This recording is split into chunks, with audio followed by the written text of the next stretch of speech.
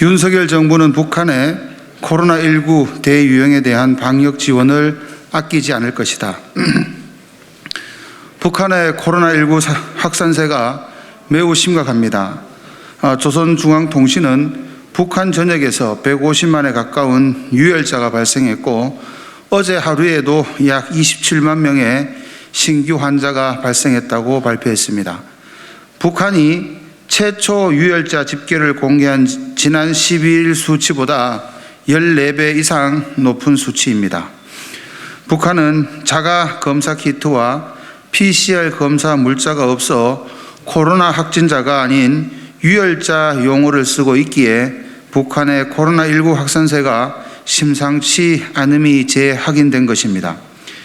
세계보건기구는 북한이 아직 코로나19 백신 접종을 시작하지 않은 국가라는 점에서 즉각적이고 적절한 대책으로 대응하지 않으면 바이러스가 대중 사이에 빠르게 퍼질 위험이 있다고 경고하기도 했습니다. 북한 김정은 국무위원장조차 건국 이래 대동난이라고 할 정도로 북한의 코로나19 상황은 어려운 것으로 보입니다. 현재 북한은 코로나19 치료에 꿀, 버드나무 잎을 우려 먹으라는 등 민간요법까지 등장하고 김정은 위원장이 자신의 상비약품까지 내놓고 있는 것을 보면 북한의 열악한 의료 인프라와 의약품 부족 현실이 단적으로 드러나고 있습니다. 이처럼 코로나19로 고통받고 있는 북한 주민을 위해 윤석열 정부는 물심양면으로 적극적으로 방역 지원을 할 의사가 있습니다. 어제 윤석열 대통령은 국회 시정연설에서 인도적 지원에 대해서는 남북관계의 정치, 군사적 고려 없이 언제든 열어놓겠다는 뜻을 밝히고 코로나19 위협에 노출된 북한 주민에게 필요한 지원을 아끼지 않아야 한다고 강조했습니다.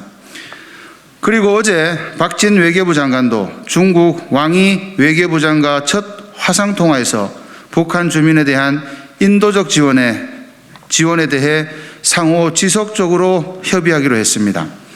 이제 정부는 북한의 빠른 코로나19 극복을 위해 백신을 비롯하여 의약품, 마스크, 진단도구 등을 지원하고 방역 경험 등 기술 협력도 진행할 용의가 있다고 밝혔습니다. 하지만 코로나19 지원 의사를 밝힌 권영세 통일부 장관 명의의 대북 통지문에 대해 북측은 아직 접수 의사를 보이지 않고 있습니다. 코로나19 방역에는 골든 타임이 있습니다. 북한은 더 늦기 전에 열린 마음으로 코로나19 방역을 위한 남북 실무 접촉에 임하길 기대합니다.